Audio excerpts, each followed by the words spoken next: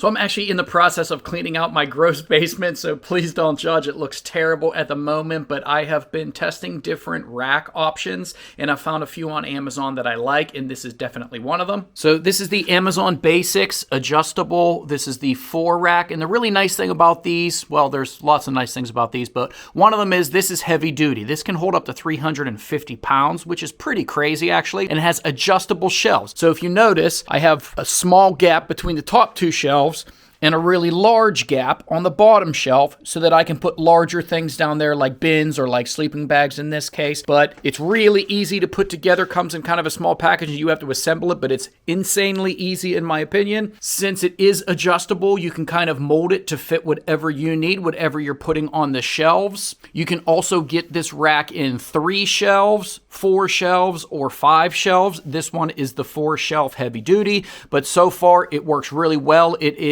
It's been standing up to everything I can throw at it. It does exactly what it's supposed to do. So if you are looking, specifically I'm using this for my basement, but if you are looking to get shelving units for anywhere in your house to store things, garages, basements, these things are perfect. This is what I am using. These are one of the products that I've found that is working for me, so I would definitely recommend it.